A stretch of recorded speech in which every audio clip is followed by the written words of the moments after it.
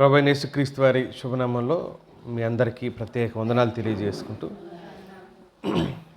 మన ధ్యానం కోసం కీర్తనల గ్రంథం 85వ కీర్తన 6వ వచనంలో నుంచి వాక్యాన్ని ధ్యానం చేద్దాం. నీ ప్రజలు నీ యందు సంతోషించినట్లు నీవు మరలా మమ్మను బ్రతికింపవా అన్నాడు. తిరిగి మమ్మల్ని మా స్థితిని బాగు చేయి. మేము బాగు చేయబడిన తర్వాత నీలో ఆనందించగలుగుతాం. నువ్వు గనక మమ్మల్ని బాగు చేయకపోతే మేము నీలో ఆనందించలేం, మేము నీలో సంతోషించలేం అన్నాడు. తిరిగి బాగు చేయబడాలి అని ఆసక్తి లేని ఎవరు బాగు చేయబడలేరు. ఎప్పుడైతే ఒక మనిషి తిరిగి బ్రతికించబడాలి, బాగు చేయబడాలనే ఆకాంక్ష, కోరిక ఆ వ్యక్తి అంతరంగంలో కలుగుతుందో అప్పుడే అతడు దేవుని కోసం వెలగగలడు, దేవుని కోసం నిలవగలడు, దేవుని కోసం ఆ వ్యక్తి బ్రతకగలడు. మనం ఉజ్జీవం అనే శీర్షికలో కొన్ని ఆలోచనలు చేసుకుంటూ వచ్చాం. కేవలం ఇదొక పదంలాగా మనం దీన్ని చూస్తే మనకు ఎలాంటి ప్రయోజనం లేదు. ఇది ఒక ఆలోచన, ఒక మాటలాగా చూస్తే ప్రయోజనం లేదు. మనం దాన్ని స్వీకరించగలిగితే దేవుని ఆత్మ దర్శించకుండా విత్తనాలు మొలకెత్తవు. వాక్యపు విత్తనం సహితం దేవుని ఆత్మ దర్శించకుండా వాక్యపు విత్తనం మొలకెత్తదు. అందుకనే పాత నిబంధనలో చిన్న ప్రవక్తల గ్రంథాల్లో ఇలా అన్నాడు, విత్తనం మంటి పిల్లల కింద కుళ్ళిపోతుంది అని. దేవుని వాక్యం దొరకని కాలం కాదు ఇది, దొరికే కాలమే. కానీ దేవుని ఆత్మ పనిచేయడానికి అనువైన సమయం కాని స్థితిలో సంఘాలు, అంతరంగ హృదయాలు ఉన్నాయి. అందుకని దేవుని సన్నిధిలో ఉండిన మనం చాలా జాగ్రత్తగా వాక్యపు వెలుగులో అంతరంగాన్ని సరిచేసుకుంటూ దేవునికి దగ్గరగా జరగవలసిన సమయం. ఉజ్జీవం ఒక మీటింగ్లో ఒక కొత్త బోధకుడు లేతే ఆసక్తిగా బోధించే ఒక బోధకుని బోధ విన్న తర్వాత మన మనసుల్లో కలిగే ఉద్రేకం దాన్ని ఉజ్జీవం అవ్వదు. రోజు వినే ధోరణి కంటే లేకపోతే కొత్త కథ ఒకటి చెప్పాడు, ఒక గొప్ప సంఘటన చెప్పాడు, లేకపోతే ఒక గొప్ప అనుభవాన్ని చెప్పాడు ఆ గొప్ప బోధకుడు, దాని ద్వారా మనం ఉద్రేకపడటాన్ని ఉజ్జీవం అని చెప్పటానికి వీల్లేదు, ఉజ్జీవం అని అనడానికి లేదు. ఆ మీటింగ్ అయిపోయిన తర్వాత యథాలాపంగా మన వ్యక్తిగత జీవితాలు మళ్ళీ తిరిగి కొనసాగుతూ ఉంటాయి. కొన్నిసార్లు ఆ ఉజ్జీవం కూడా కొన్ని సభల్లో, మీటింగుల్లో అది ఉన్మాదంగా మారిపోయే ప్రమాదంగా కూడా, అధిక ఉద్రేకం పొందుకునే అవకాశం, అవసర పరిస్థితులు నాకు తెలుసు. నేను మొదట మన్నా పెంతెకొస్తేలో ట్రైనింగ్లో ఉన్నప్పుడు వారు చాలా, నేను కూడా అది అప్పుడు ఉద్యోగమే అని అనుకునేవాడిని. వాళ్ళు చేసే బోధ విన్న అనంతరం ఆరాధన చేస్తూ ఉండేవాళ్ళు, ముందే ఆరాధన చేస్తూ ఉండేవాళ్ళు. బోధ ఎంత ఒక 15-20 నిమిషాలు చెప్పేవాళ్ళు. ఈలోపు స్త్రీలు చెవులుకున్న బంగారు ఆభరణాలు ఏవైతే ఉంటాయో వాటిని, మెడలో ఉన్న మంగళసూత్రం పుస్తెల తాడులు ఏవైతే ఉంటాయో వాటిని, రకరకాల ఆఖరికి కాళ్ళకు పెట్టుకునే మెట్టెల సహితం తీసి కానుకల పెట్టెలు వేస్తూ ఉండేవాళ్ళు. అంతా అయిపోయిన తర్వాత ప్రతి ఆదివారం ఒక బంగారు ఆభరణం మాత్రం అందులో ఉండేది, ప్రతి ఆదివారం ఉండేది ఆ కానుకల బాక్స్లో. ఏంటి ఇలా వస్తున్నాయి ఏంటన్నా అని ఆ పాస్టర్ గారిని అడిగితే ఆయన అన్నాడు, ప్రజల్లో ఉజ్జీవం, చైతన్యం వచ్చినప్పుడు ఇలాగే జరుగుతుంది తమ్ముడు, ఆత్మలో దేవుడు దర్శించినప్పుడు ఇలాగే జరుగుతాయి అని చెప్పాడనమాట ఆయన. వాస్తవానికి దేవుని ఆత్మ దర్శిస్తే బంగారాలు ఇవ్వటం, డబ్బులు ఇవ్వటం ఇవి కాదు జరిగేది. దేవుని ఆత్మ దర్శిస్తే వ్యక్తి అంతరంగంలో శుద్ధి కలుగుతుంది. ఫస్ట్ అంతరంగం పరిశుద్ధపరచబడుతుంది. అంతరంగం పరిశుద్ధపరచబడి దేవుని కోసం పనిచేయాలని అనుకుంటాడు. దానికోసం తనను తాను ఎక్కడ సరిచేసుకోవాలో, ఎక్కడ సంస్కరించుకోవాలో అక్కడ ఆ మనిషి సంస్కరించుకుంటాడు. ఈ సరిచేయబడని ఆ ఉజ్జీవం పేరేంటంటే ఉద్రేకం. అందుకే ఈమె భర్తను అడగలేదు, ఇంట్లో ఆలోచన చేయలేదు, ఇంటికి వెళ్ళిన తర్వాత ఆమె పరిస్థితి ఏంటో తెలియదు, కానీ చెవులు తీసి అందులేసి వెళ్ళింది, మెడలో తీసి అందులేసి వెళ్ళింది. అలా వేసి వెళితే దేవుడు సంతోషపడతాడా? అలా చేస్తే దేవుడు ఆనందిస్తాడా? కాదు. అంతరంగంలో లేని తీర్మానపు ఆలోచనలు క్రియల్లో, ఉద్రేకంతో చేసే క్రియల ద్వారా జరిగేవి. అది భక్తి కాదు, దానివల్ల ఎలాంటి అనుభూతి రాదు. మరి కొన్నిసార్లు మీరు చూసారో లేదో, ఆ వాయిద్యం వాయించినంతసేపు వీళ్ళు డ్యాన్సులు చేస్తారు, వాయిద్యాలు ఆపగానే ఆగిపోతూ ఉంటారు. ఏంటంటే దేవుని ఆత్మ వారిలో పనిచేస్తుంది. ఇదే ఉజ్జీవం అని చెప్పగా కూడా నేను విన్నాను.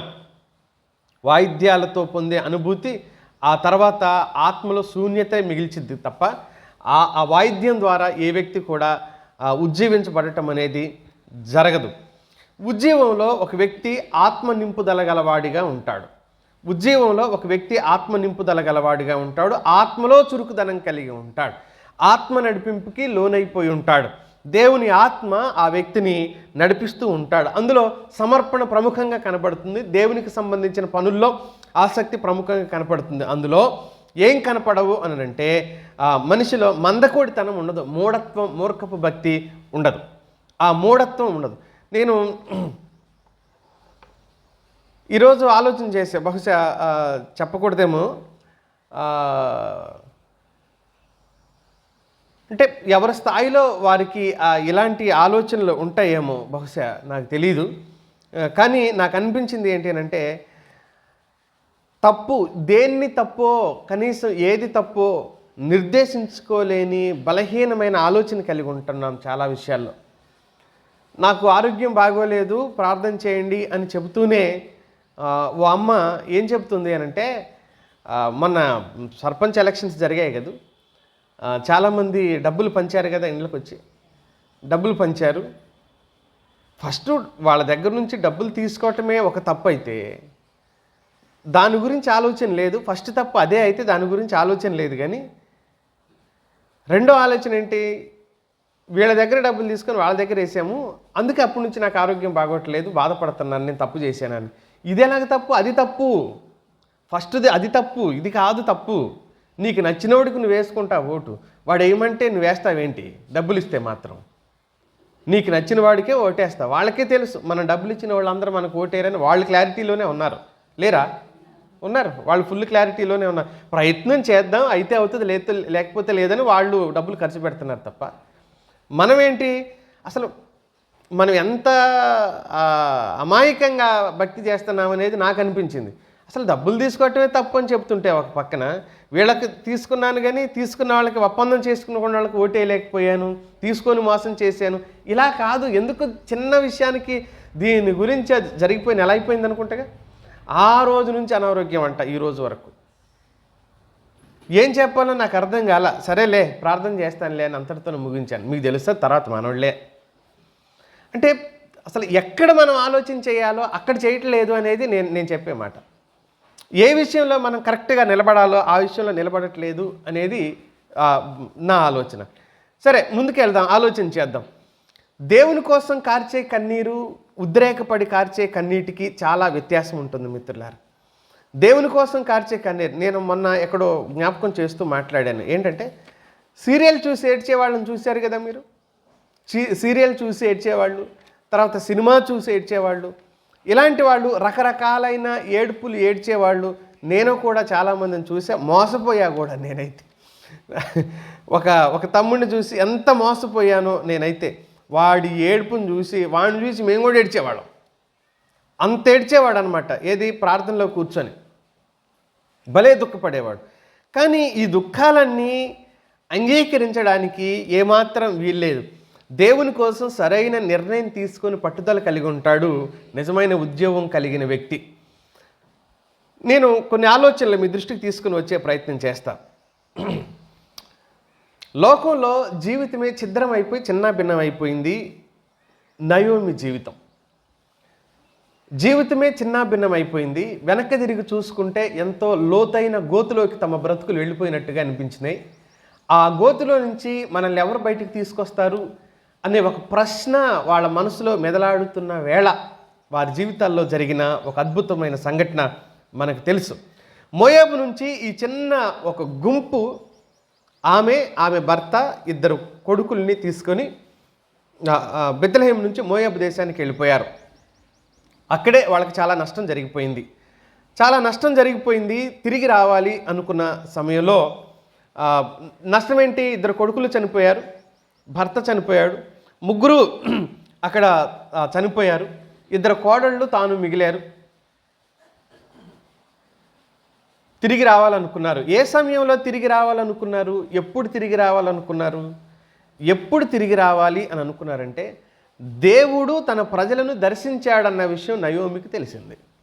దేవుడు తన ప్రజలను దర్శించాడన్న విషయం నయోమికి తెలిసింది. దేవుడు తన ప్రజలను దర్శించాడు అనుకున్నప్పుడు రూతు గ్రంథం 1వ అధ్యాయం 6వ వచనంలో వారికి ఆహారం ఇచ్చుటకు యెహోవా తన ప్రజలను దర్శించనని ఆమె మోయాబు దేశంలో వినెను గనుక మోయాబు దేశం విడిచి వెళ్ళుటకై ఆమెయు ఆమె కోడండ్రును ప్రయాణమైరి. ఎంత అద్భుతమైన ప్రయాణం అంటే ఈ ప్రయాణం. దేవుడు నా ప్రజల్ని దర్శించాడు అని నయోమికి తెలిసిన తర్వాత కోడళ్లతో చెప్పింది. కోడళ్ళు పాపం ఇద్దరూ ఆమెతో పాటు నీతో పాటే మేము వస్తాం అని చెప్పారు. నీతో పాటే మేము వస్తాము అని చెప్పారు. ఇక్కడ ఆలోచన చేయవలసింది ఏంటి అని అంటే 2008-9 ప్రాంతంలో నేను రూతు గ్రంథం మీద బైబిల్ స్టడీలో వచన వ్యాఖ్యానం చేస్తున్న సమయంలో ఈ మొదటి 6, 7, 8 వచనాల దగ్గర నా మనసు ఈనాటికి కలవరపడే ఒక సందర్భం మీ దృష్టికి తీసుకొని వస్తాను.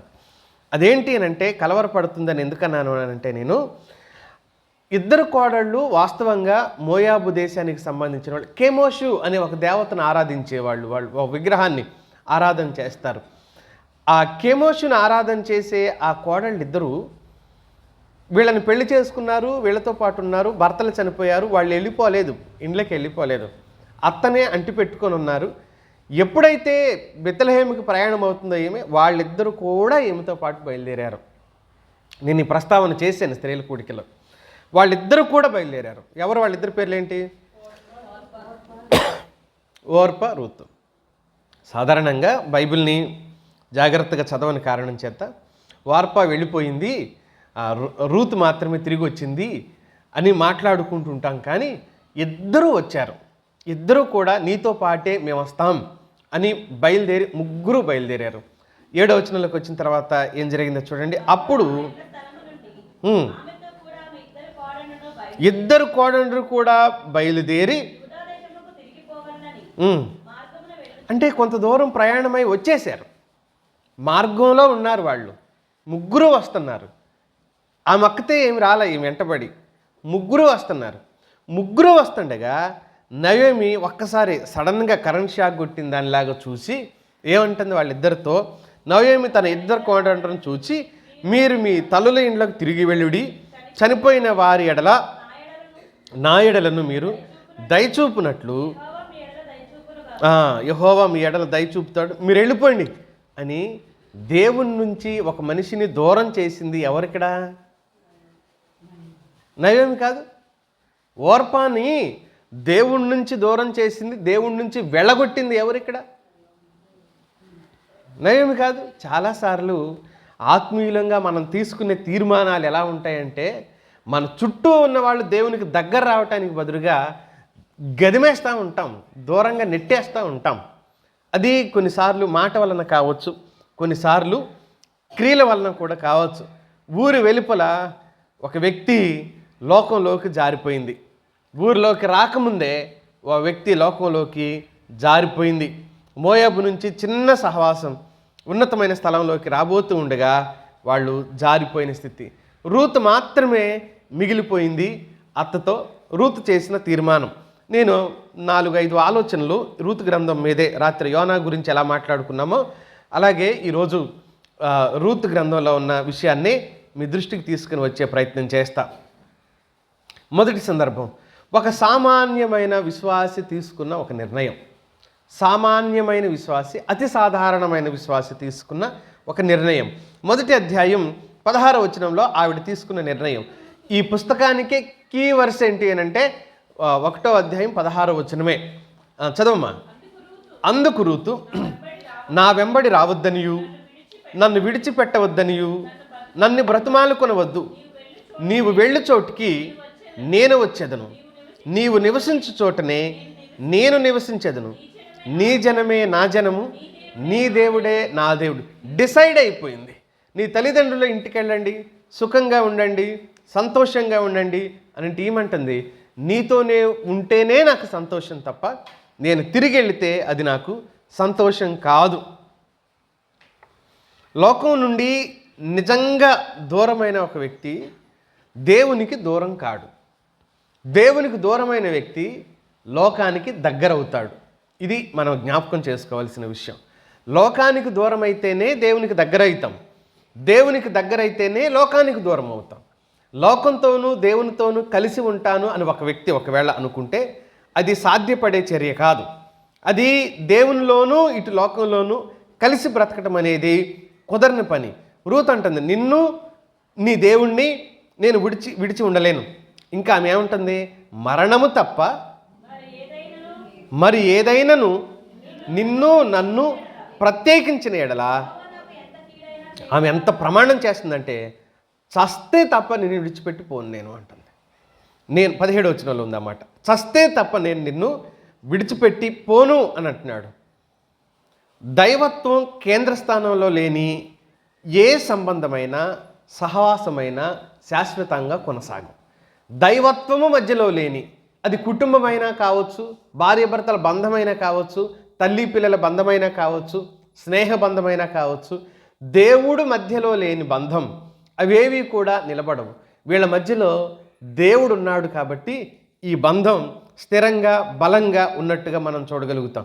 మనిషికి ఘనతనిచ్చేది, మానసిక ఉల్లాసం ఇచ్చేది ఇవన్నీ ఏంటి అని అంటే ఆత్మలో నెమ్మది ఉన్నప్పుడే ఇవన్నీ జరుగుతాయి.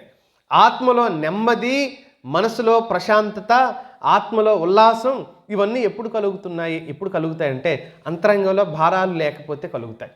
అంతరంగంలో భారాలు, ఈ భారాలకు గల కారణాలు ఏంటి అని అంటే దేవుని మీద మనం ఆనుకోకపోవటం, దేవుని మీద ఆధారపడకపోవటం. దేవుని మీద ఆనుకోకపోవటం, దేవుని మీద ఆధారపడకపోవటానికి గల కారణాలు ఏంటి అని అంటే మన అవిధేయత వలన దేవుని దగ్గర స్వేచ్ఛగా లేకపోవటం, దేవుని దగ్గర స్వేచ్ఛగా ఆయన దగ్గరికి మనం వెళ్ళలేకపోవటం. మనం యెషయా గ్రంథం 59వ అధ్యాయం 1-2 వచనాలు ఎలా ఏముంటాయో ఒకసారి చూడండి. రక్షింపనేరక ఉన్నట్లు యెహోవా హస్తము కురచకాలేదు, విననేరక ఉండినట్లు ఆయన చెవులు మందం కాలేదు. మీ దోషములు మీకును మీ దేవునికి అడ్డంగా వచ్చాయి.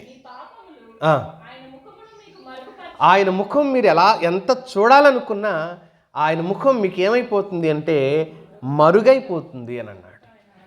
అందుకని ఆయన ఆలకించలేకపోతున్నాడు. స్వేచ్ఛ లేదు ఒకటి, రెండవది ఆయనే మనకు మరుగుగా ఉన్నాడు. ఎప్పుడు స్వేచ్ఛ అవుతుందంటే కృప విలువ అర్థం చేసుకున్న వాడికి దేవుని దగ్గర స్వేచ్ఛ దొరుకుతుంది. హెబ్రీ పత్రిక 4వ అధ్యాయం 14వ వచనం చూడండి.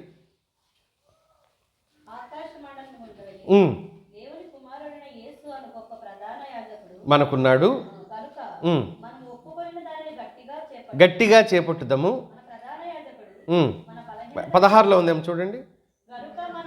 గనుక మనము కనికరింపబడి సమయోచితమైన సహాయం కొరకు కృప పొందునట్లు ధైర్యం.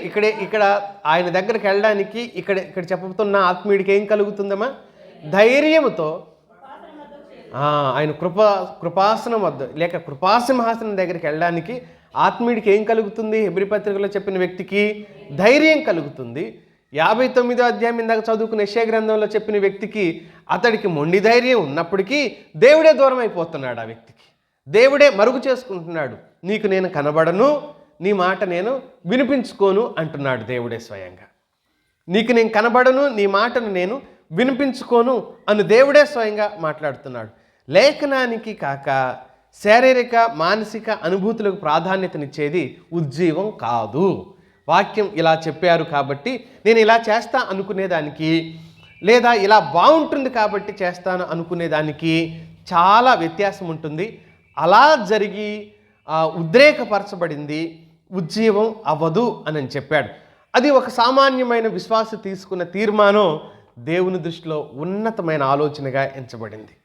తీర్మానాలు చాలా చేసుకుంటాం కానీ దాని మీద నిలబడటం ముఖ్యం. రూతు చేసుకున్న తీర్మానం ఏ స్థాయిలోకి వెళ్ళిపోయింది అంటే మరణం తప్ప, చావు తప్ప. ఒకవేళ నువ్వు చనిపోతే నీకు నేను, నాకు నువ్వు దూరం అవుతావు. నేను చనిపోతే నీకు నేను, నాకు నువ్వు దూరం అవుతావు తప్ప చావు తప్ప మనల్ని ఇంకా ఏదైనా వేరు చేసినట్లయితే యెహోవా నాకు గొప్ప అపాయము కీడు కలగజేయనుగాక అని ప్రమాణం చేసింది. ఆమె అక్కడ ఒప్పందం చేసుకుంది. ఆ ఒప్పందం ఎంత ఉన్నతమైన ఒప్పందంగా నిలబడింది. బహుశా బైబిల్లో ఇంత గొప్ప ఒప్పందాలు చేసుకునేవాళ్ళు అతి తక్కువ మంది ఉన్నట్టు మనం చూడొచ్చు. ఈమె ఒక మోయాబీయురాలు, యూదురాలు కాదు. యూదురాలు కాకపోయినా కూడా ఆమె నిబద్ధత, ఎప్పుడైనా నేను రాత్రి పదాన్ని జ్ఞాపకం చేశాను, దేవుడు గొప్పవాళ్ళని పరిశుద్ధులని వాళ్ళని గౌరవించడు, నీతిమంతులని కాదు, యథార్థ హృదయంతో నిజాయితీగా ఉన్న వాళ్ళని ఆయన గౌరవిస్తాడు. వాళ్ళ విషయమైతే ఆయన పరిగణలోకి తీసుకుంటాడు. నిజాయితీగా ఒప్పుకోవటం, అది పొరపాటు జరిగిన నిజాయితీగా ఒప్పుకోవటం దేవుని సన్నిధిలో, లేదా లోపమున్న నిజాయితీగా ఒప్పుకోవటం దేవుని సన్నిధిలో, ఏ పని చేసినా కూడా నిజాయితీగా, చేత కాకపోయినా కూడా ఆ విషయంలో ఆత్మీయుడు ఏం చేస్తాడంటే నిజాయితీగా ఒప్పుకుంటాడు, నాకు ఈ పని చేత కాదు, అందుకనే నేను పర్ఫెక్ట్గా చేయలేకపోయాను అని అంటాడు. నేను పర్ఫెక్ట్గా చేయలేకపోవటాను ఫలానా వాళ్ళు కారణం అని అనడు ఆత్మీయుడు. ఫలానా వాళ్ళ కారణం నాకు రాదండి, అది నాకు చేత కాదండి అది అని చెప్పుకుంటాడు. ఆ విషయంలో నేను కరెక్ట్ వ్యక్తిని కాను, అందుకని నేను ఆ పనిని సరిగ్గా చేయలేకపోయాను అని. రెండవ విషయాన్ని జ్ఞాపకం చేస్తాను. దైవ దర్శనంలో రెండవ పార్శ్వం ఉంది. అందులో దేవుడు దర్శించడంలో రెండవ భాగం మనం ఇందాక చదివిన 6వ వచనంలోనే, ఆహారం ఇచ్చుటకు యెహోవా తన ప్రజలను దర్శించాడు అని. భౌతిక ఆహారం ఇచ్చి తన ప్రజల ఆకలి తీర్చి కన్నీరు తుడిచిన సందర్భం ఇది. భౌతికంగా వారి కన్నీరు తుడిచాడు. ఆనాటి ఆ ప్రజలు ఆకలితో అలమటించి దేశ విదేశాలు పారిపోయిన సందర్భం మనం ఆ భాగంలో చూస్తాం. ఈ సమయంలో బెత్లెహేం అంతా పొలం పనుల్లో నిండిపోయారు ప్రజలందరూ, కోలాహలంగా ఉంది. వారు వేశారు పంటలు, నీళ్లు లేవేమో, వర్షాలు లేవేమో, పండవని వదిలేశారు. కానీ పంట పొలాలు చూస్తే బాగా పండి ఉన్నాయి, కోతలు కోసుకోవడానికి అందరూ చేలల్లోకి వెళ్ళిపోతున్నారు. ఎటు చూసిన పంట పొలాలు, కోతలు, ఆహ్లాదకరమైన వాతావరణం చాలా బాగా ఉంది. ఎప్పుడైనా మనుషులు ఎలా మారిపోతారంటే దేవుడికి బాగా తెలుసు. ఈ సందర్భం ద్వితీయోపదేశ కాండంలో ఇలా చెప్పాడు ఆయన. 31వ అధ్యాయం 20వ వచనం చదువుదాం. నేను వారి పితరులతో ప్రమాణం చేసినట్లు పాలు తేనెలు ప్రవహించు దేశమున వారిని ప్రవేశపెట్టిన తరువాత వారు తిని త్రాగి తృప్తి పొంది క్రొవ్విన వారై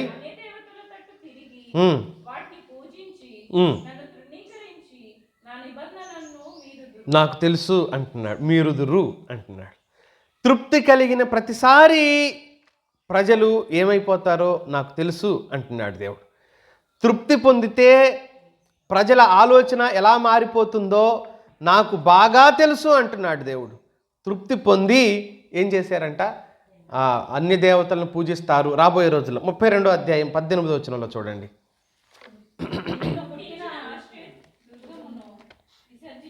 నిన్ను పుట్టించిన ఆశ్రయదుర్గమును విసర్జించితివి, నిన్ను కనిన దేవుని మరిచితివి. 15వ వచనంలో, యశూరును క్రొవ్వినవాడై కాలు జాడించిన మందుడవైతివి,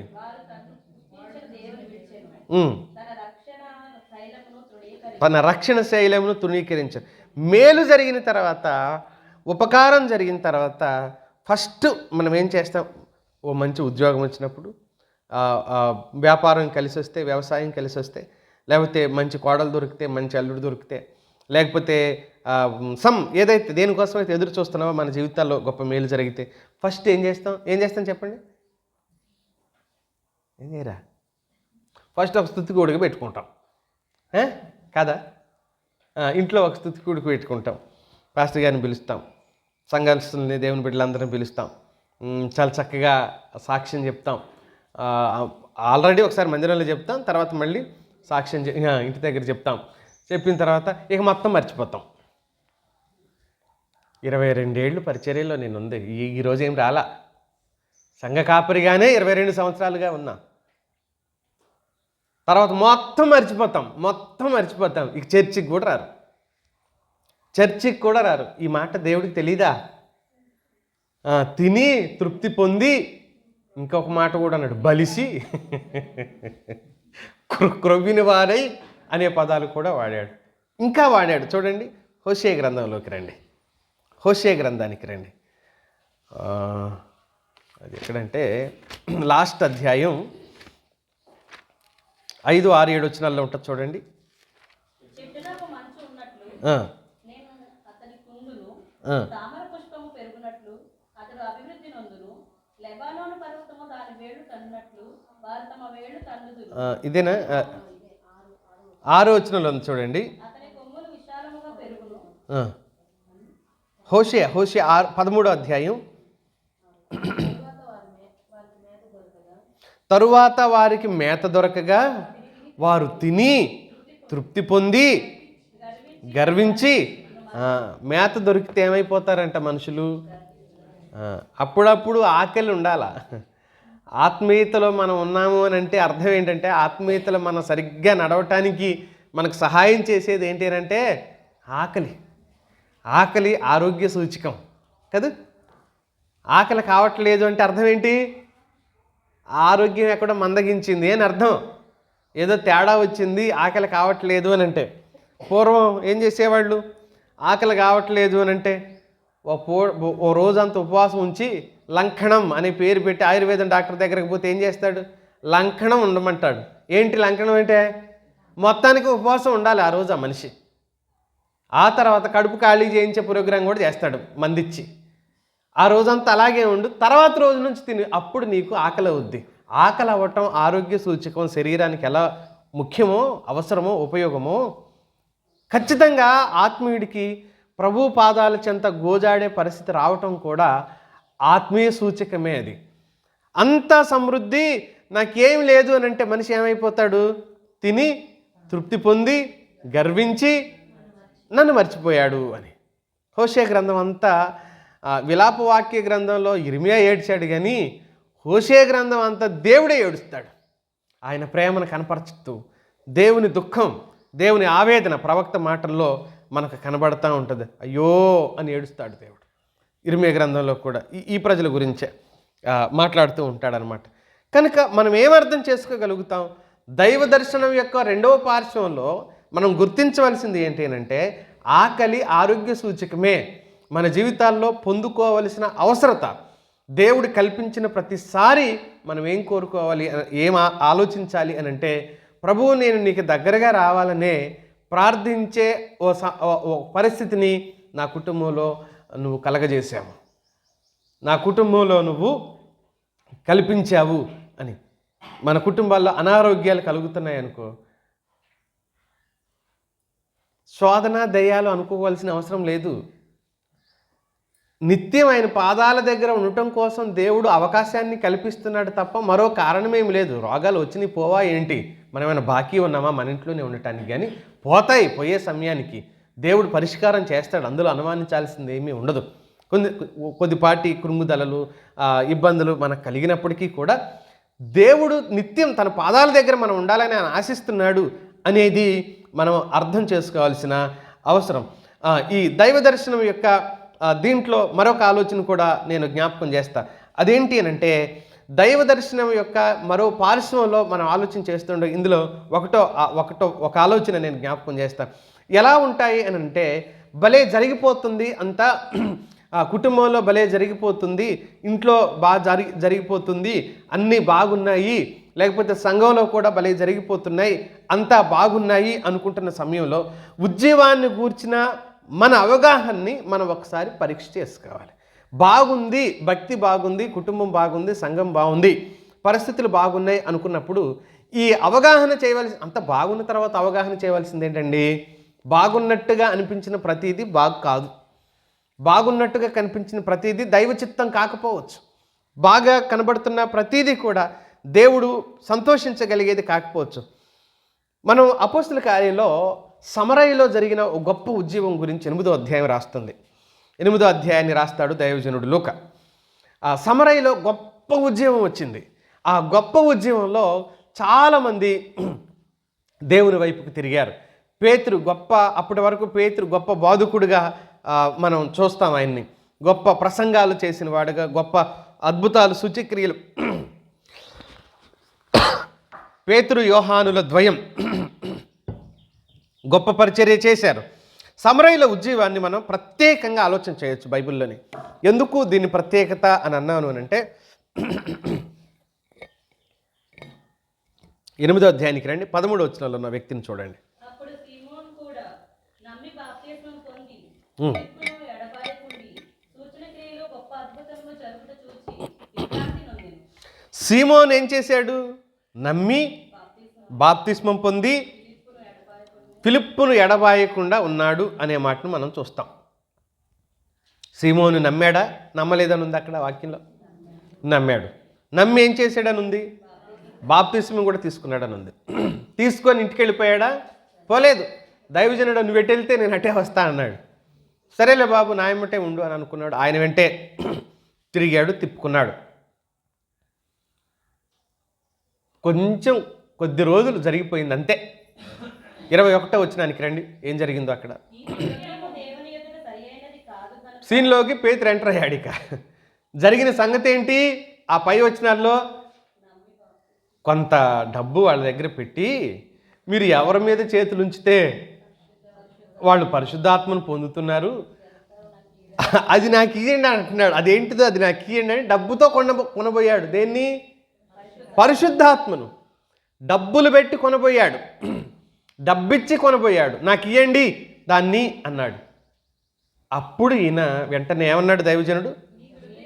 నీ హృదయం దేవుని ఎదుట ఈ కార్యమందు నీకు పాలు పంపులు లేవు. అంటే చాలా విడ్డూరంగా ఉంది కదా. ఉద్యమంలాగే కనబడినా అది ఉద్యమం కాదు. నమ్మి బాప్తిస్మం పొందిన వ్యక్తి అంతరంగం పరిశుద్ధాత్మ దేవుడు నింపలేదు. నకిలీ ఉద్యమం అతనిలో కలిగింది, నకిలీ అనుభవాలు. ఇదే సంఘంలో గుడ్డివారి ప్రవేశం అంటారు బైబిల్ పండితులు. సంఘంలోకి ఎవరు ప్రవేశించారంట? గుడ్డివారు ప్రవేశించారంట. వీణ్ణే ఇలాంటి వ్యక్తినే అంటారు. ఇలాగే ఆత్మీయులు కూడా గుడ్డివారిగా ఆలోచన చేసే ప్రమాదం లేకపోలేదు దేవుని సంఘాల్లో. వాస్తవంగా దీన్ని ఓ అద్భుతమైన పేరు పెట్టి ఈరోజు క్రైస్తవ సంఘాలు మాస్ మూమెంట్ అని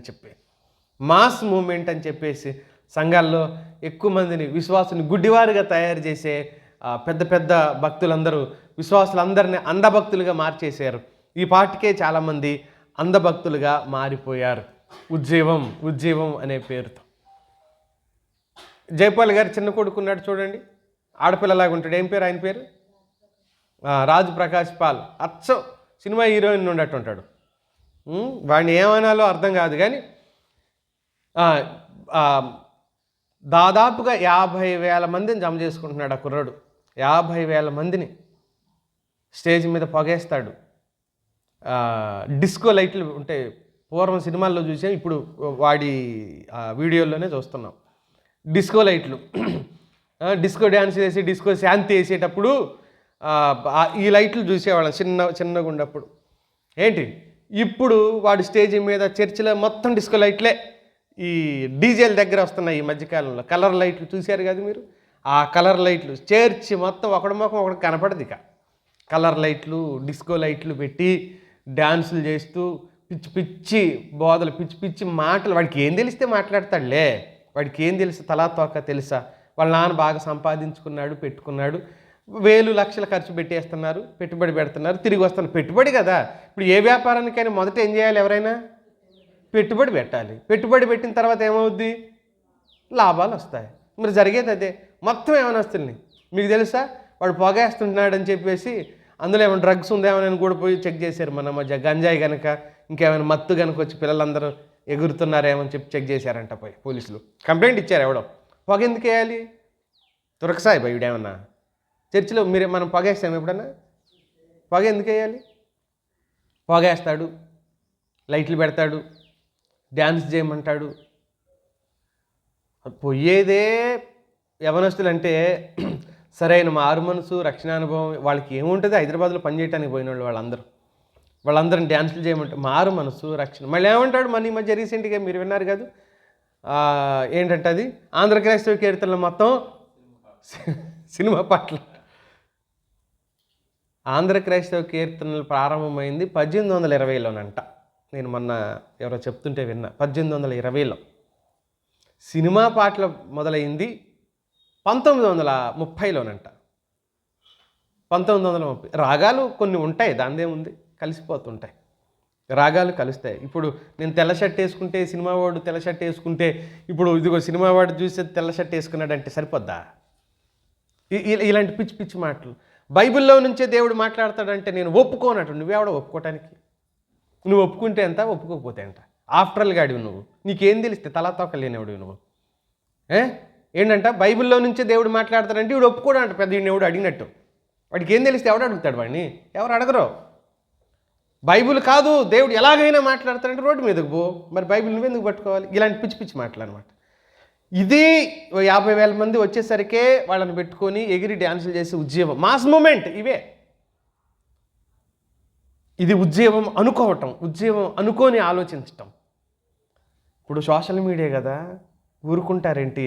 ఏం చేశారో తెలుసా?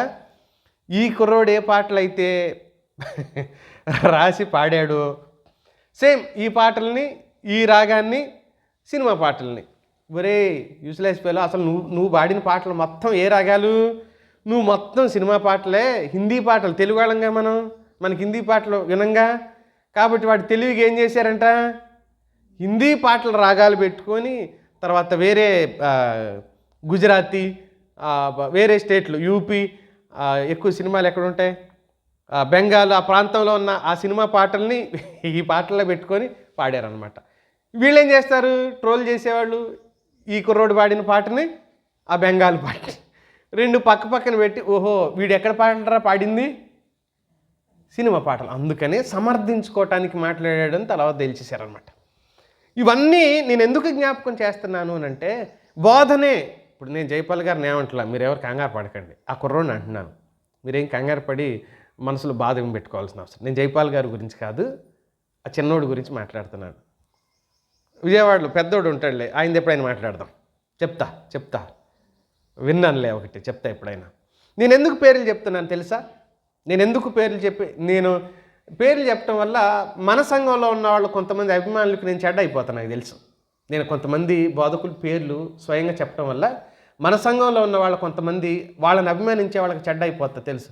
నేను మీకు చెడ్డ అయిపోయినా మంచిదే, కానీ ఏదో ఒక రోజు మీరు సత్యం తెలుసుకుంటారనే ఉద్దేశంతో నేను ఖచ్చితంగా ఓపెన్ చెప్తాను. మీకు ఇంకొక విషయం చెప్పనా, వాళ్ళకి సంబంధించిన అభిమానులు ఎవడైనా నా వీడియో విన్నప్పుడు నాకు ఫోన్ చేసి బూతులు తిడతారు. మీకు తెలుసా? ఒరే నీ అడ్రస్ చెప్పరు, అక్కడికే వచ్చి చంపేస్తామంటారు. నీ అడ్రస్ చెప్పి అక్కడికే వచ్చి చంపేస్తామంటారు. అయినా నేను ఎందుకు చెప్తానంటే, ఒక్కడన్నా మారడా, వాస్తవం తెలుసుకోడా, సత్యంలోకి రాడా అనే తప్ప, వాళ్ళు నాకు పాలోళ్ళు కాదు, భూముల దగ్గర మాకు తగాదాలు అయ్యాయి కాబట్టి ఆడు మంచోడు కాదని చెప్పడానికి కాదు. అది కాదు నా ఉద్దేశం. కనుక ఈ మాస్ మూమెంట్ ఉద్యమం అనే పేరుతో వస్తుంది అని చెప్పడానికే ఈ మాట చెప్తున్నాను. అది ఉద్యమం కాదు. ఆత్మలో అంతరంగ శుద్ధి లేకుండా జరిగేది ఏది కూడా ఉద్యమం అనడానికి వీలు లేదు అనే విషయాన్ని మనం జ్ఞాపకం చేసుకోవాలి. దైవ దర్శనంలో తన ప్రజలకు దేవుడు మొదట ఇచ్చేది ఆహారం, సమృద్ధి ఆహారం. ఈరోజు వాక్యాహారం ఎక్కడైతే సమృద్ధిగా దొరుకుతుందో అప్పుడే వారి జీవితాలలో నిజమైన ఉజ్జీవం ప్రారంభమవుతుంది. నిజమైన ఉజ్జీవం ప్రారంభం అవటానికి వాక్యమే ముఖ్య పాత్ర వారి జీవితాల్లో పోషించవలసిన అవసరత ఉంది అనే విషయాన్ని ఇక్కడ నేను చెప్పిన ఈ రెండు విషయాల్లో మీరు రెండు ఆలోచనలు చేయవలసింది ఏంటి అనంటే, మొదటి సాధారణ విశ్వాసి తీసుకున్న నిర్ణయం దాంట్లో స్థిరంగా ఆమె చివరి వరకు నిలబడింది. మనం ఎన్నో నిర్ణయాలు తీసుకుని వదిలేసిన సందర్భాలను జ్ఞాపకం చేసుకోవాలి. ఒకటి. రెండో విషయం, దేవుడు దర్శించినప్పుడు ఆ గ్రహింపు, ఆయన దగ్గరికి స్వేచ్ఛగా వెళ్ళే ఆధిక్యత, అవకాశం మనకు ఉందో లేదో చూసుకోవాలి. మూడో విషయం మనం ఆలోచన చేసింది ఏంటంటే, దైవ దర్శనం యొక్క ఈ రెండవ పార్శ్వంలో దేవుడు దర్శిస్తున్నాడు, కానీ మనిషి ఏమైపోతున్నాడు, గర్వించి కడుపు నిండిన వాడై దేవుని విడిచిపెట్టే ప్రమాదం కూడా మనిషికి కలుగుతుంది అని దేవుని వాక్యం చెబుతూ ఉంది. నేను మూడో ఆలోచన మీ దృష్టికి తీసుకొని వస్తాను. ఇందులో వెంటనే రూతు కనపడిన సందర్భం, బోయజు పొలంలో ఉన్న రూతును మనం చూస్తాం. బోయజు పొలంలో కనబడిన రూతును మనం చూస్తాం. ఆమె తన అత్త దగ్గర అనుమతి తీసుకొని, పర్మిషన్ తీసుకొని పొలంలోకి ప్రవేశించిన సందర్భం. ఆమెను దేవుడు బోయజు పొలంలోకి నడిపించాడు. ఉద్యమానికి మొదట దేవుని నడిపింపు అవసరం. దేవుడే ఆమెను బోయజు పొలంలోకి నడిపించాడు తప్ప ఎక్కడ పడితే అక్కడికి నడిపించలేదన్న విషయాన్ని మనం జ్ఞాపకం చేసుకోవాలి. మన వాళ్ళు చెప్తారు, ఎక్కడైనా చర్చే కదండి, ఎక్కడైనా చర్చి కాదు అని చెప్తున్నాను నేను. మళ్ళీ మీకు విచిత్రంగా వింతగా అనిపించిన, బహుశా నేను ఆదివారమే ఈ మాటలు చెప్పాలేమో, సందర్భాన్ని బట్టి మాట్లాడక తప్పడం లేదు. ఏదైనా చర్చేగా, ఏదైనా చర్చి అవదు, ఏదైనా చర్చి కాదు. అదేంటి, ఎందుకు కాదు, అలా ఎలా అంటారు మీరు? ఏదైనా చర్చిలో దేవునికి అది చర్చ్ అని పిలువబడుతున్న ఆ మధ్యలో దేవునికి సంబంధించిన శేషం ఉంటే ఉండొచ్చు, కానీ అది అంతా దేవుని సంఘం అవటానికి వీలుండదు. కారణం ఏంటి అనంటే, ఆయన చిత్తానికి భిన్నంగా, ఆయన ఉద్దేశానికి భిన్నంగా నడుచుకునే వ్యక్తులు అనేక స్థలాల్లో అనేక చోట్ల ఉంటూనే ఉన్నారు. ఆ కారణం చేత అన్ని చర్చలు కావు. స్వార్థం కోసం, డబ్బు కోసం, స్వలాభం కోసం, ఘనత కోసం నడిపించబడేవి చాలా ఉన్నాయి. అందులో దేవుడు గణపరచబడడానికి బదులుగా మనుషులు గణపరచబడే స్థితిలో ఉన్నవాళ్ళు చాలామంది ఉన్నారు. ఒక చర్చ్, ఒక సంస్థ, ఒక మిషన్, ఆ వ్యవస్థాపకుడు ఫోటో బెడ్రూమ్లో పెట్టుకున్నారు. ఆ వ్యవస్థాపకుడు ఫోటో చాలా పెద్ద ఆయన చనిపోయాడు, లేడు, చాలా పెద్ద వయసుతో ఉన్న ఆయన ఫోటో పెట్టుకున్నారు. చాలా గొప్ప సేవ చేశారు, నో డౌట్. మనం వాళ్ళని దైవజనులు విమర్శించడం కాదు, కానీ విధానపరమైన ఆలోచనలు బెడ్రూమ్లో పెట్టుకున్నారు. ఏదో సందర్భానికి ప్రార్థన చేయవలసి వచ్చింది. ఆ అమ్మాయి బెడ్రూమ్లోనే ఉంది, బయటికి రాలేని పరిస్థితి. ప్రెగ్నెంట్ అనుకుంటా బహుశా, లేకపోతే బాలింతనో ఏదో గుర్తు రావట్లేదు, కానీ నాకు అదే మైండ్లో ఉండిపోయింది. వెళ్ళాం చాలా సంవత్సరాల క్రితం, లోపలికి వెళ్ళాం, ప్రార్థన చేసి వస్తా ఉంటే రూమ్ అంతా చూస్తే ఆ ఫోటో ఒకటి ఉంది. చూసి ఇక్కడ పెట్టారేంటమ్మా ఈ ఫోటో అని అంటే, అది ఉంటేనే, ఆ ఫోటో ఉంటేనే కలలు రాకుండా నిద్ర పడుతుంది, తర్వాత అంత మంచిగా అనిపిస్తుంది ఆ ఫోటో పెట్టిన దగ్గర నుంచి అని చెప్పారు. ఎవరు చెప్పారమ్మా, ఎవరు పెట్టుకోమన్నారు ఆ ఫోటో? పాస్టర్ గారి ఫోటో అది, ఆయన చనిపోయారు, లేరు, ఎప్పుడో చనిపోయారు. ఎవరు చెప్పారమ్మా? ఆ బోధల గురించి లారన్ గారు పుస్తకంలో రాశారు. ఆ సంస్థ పేరు చెప్పే భలే ఏకి అవతల పడేస్తాడులే జిఆర్ లారన్ గారు. అదేంటంటే భిన్నమైన బోధ అని చిన్న పుస్తకం ఉంటుంది, భిన్నమైన బోధ అని ఉంటుంది. అందులో వాళ్ళ పేరు చెప్పి మాట్లాడతాడు లారన్ గారు. వాళ్ళు నరకం ఉండదని చెప్తారులేండి ఆ బోధలు, వాళ్ళే బైబిల్ మిషన్, ఇక ఎందుకు వదిలిపెట్టేస్తాను, నరకమే ఉండదు అని చెప్పేస్తారు వాళ్ళు. నరకం ఉండదు. మరి ఈ బాధలన్నీ ఎందుకు, మీకు పడుకోవచ్చు ఇంటి దగ్గర మధ్యాహ్నం పనులు చేసుకొని చక్కగా. నరకమే ఉండదంటే ఏం ప్రయోజనం? ఇంకా నరకం సరే, ఇప్పుడు వాళ్ళు ఏమైనా మార్చుకున్నారేమో, కానీ అసలు మూలమైతే నరకమే ఉండదు అనేది వాళ్ళ బోధ. నరకంలో దేవుడు ఎవరిని వేయడు, ఆయన ప్రేమ గలవాడు కాబట్టి. కనుక ఇప్పుడు దేవదాసయ్య గారు యేసుక్రీస్తు కలిసి పాతాళంలో ఉన్న, లేకపోతే పరదేశంలో ఉన్న, పాతాళంలో ఉన్న వాళ్ళ దగ్గరికి అబ్రహాం రొమ్మని చెప్పలా, ఆ పాతాళంలో ఉన్న వాళ్ళందరికీ బాధ చేస్తున్నారంట వీళ్ళు ఇద్దరు కలిసి. ఇప్పుడు ఈ లోపు మారుతారంట, అపోస్తలులు కూడా కొంతమంది ఉన్నారంట, అందులోకి వెళ్ళి బాధ చేస్తున్నారు. కాబట్టి నరకానికి వెళ్ళేవాడు ఎవడుండడు ఇక. ఇది వాళ్ళ బాధ. ఇప్పుడు చెప్పండి, సంఘాలు ఏమైపోతాయి? నరకానికి వెళ్ళే వాళ్ళు ఎవరూ లేరంటే ఇంకేంటి పరిస్థితి? అందుకనే దేవుని వాక్యం ఏం చెప్తుంది ఏంటంటే, ఉద్యోగానికి మొదట దేవుని నడిపింపు.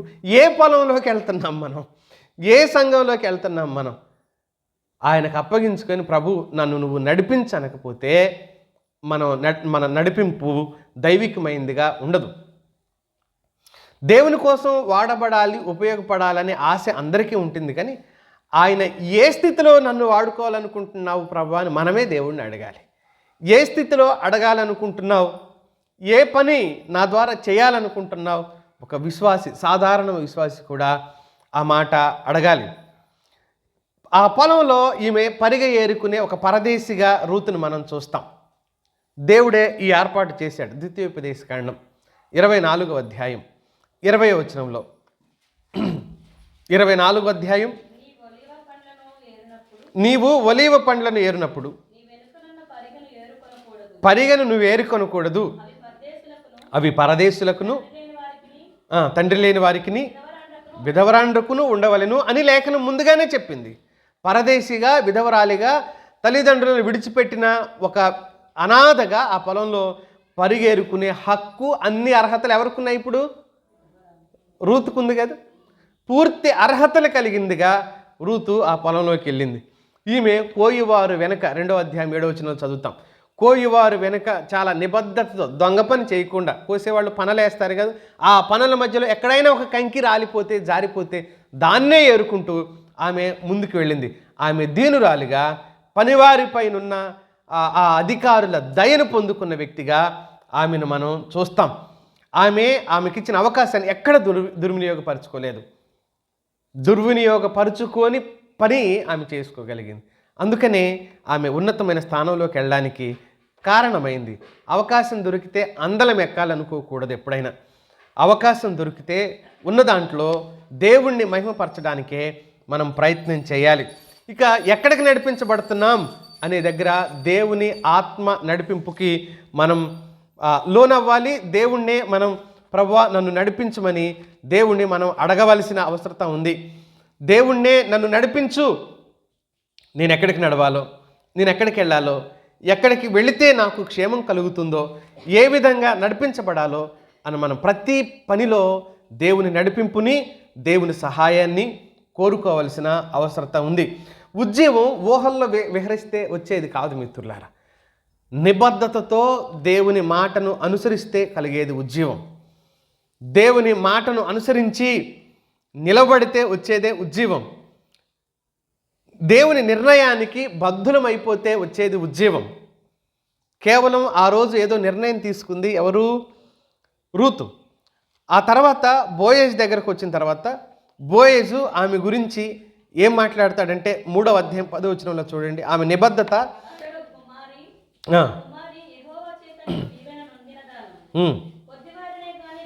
నువ్వు కొద్దివారినే కానీ గొప్పవారినే కానీ యవనస్తులను నీవు వెంబడింపక ఉండటం వలన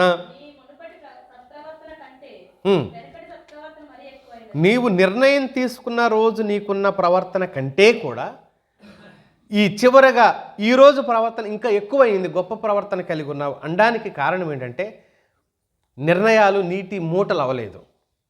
నీటిని బట్టల్లో మూట కడతారా? నీటిని బట్టల్లో మూట కడితే ఉంటాయా? చాలామంది నిర్ణయాలు అలాగే ఉంటాయి. ఆమె నీటిని మూట కట్టినట్టుగా చేయలేదు. ఆ మాట మీద నిలబడింది. బోయజే స్వయంగా మాట్లాడుతున్నాడు. మొదట ఉన్నదానికంటే ఈరోజు ఉన్న స్థితి గొప్పది. నేను మొదటి అధ్యాయం 6-7 వచనాలను చదివినప్పుడు నయోమి ఓర్పాను తిరిగి వెళ్ళిపోమ్మని చెప్పింది, గెదిమినట్టు చేసింది. కానీ రూతుకి ఇంత అవకాశం దొరికినప్పుడు రూతు స్వయంగా నాకు ఈ అవకాశం దొరికింది నువ్వు వెళ్ళిపో అని ఎవరిని గెంటేయలేదు? నయోమిని గెంటేయకపోగా ఈమెకు పెట్టిన పేలాల్లో తీసుకెళ్ళి ఆమెకి ఇచ్చింది. చూడండి, ఒక ఆత్మీయుడు నిజంగా ఉజ్జీవించబడ్డాడంటే అర్థం ఏంటంటే తాను నింపబడి ఇతరులను నింపడానికి కారణమవుతాడు. 2వ అధ్యాయం 18వ వచనంలో చూడండి. ఆత్మీయుడు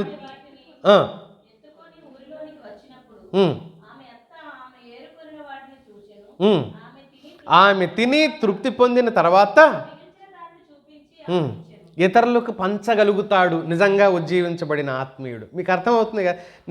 నేను చాలా ఏమంటాం పైన మాట్లాడుకుంటూ వచ్చాను నేను ఈ పూట. కానీ నా సందేశాన్ని బహుశా అంత అర్థం కాకపోయినా ఆలోచించడానికి ప్రయత్నం చేయండి. కారణం ఏంటి అంటే నేను 3 అతి ప్రాముఖ్యమైన విషయాలు మీ దృష్టికి తీసుకుని వచ్చాను. మొదట ఆమె నిర్ణయం తీసుకుంది. ఆ నిర్ణయం లాగే లేదు.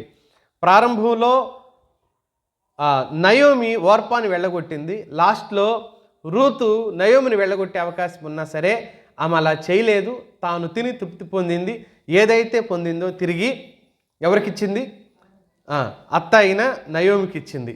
అంతేకాదు ఈమె అన్ని అర్హతలు కలిగి ఆ పొలంలో ఏరుకోవడానికి వచ్చింది.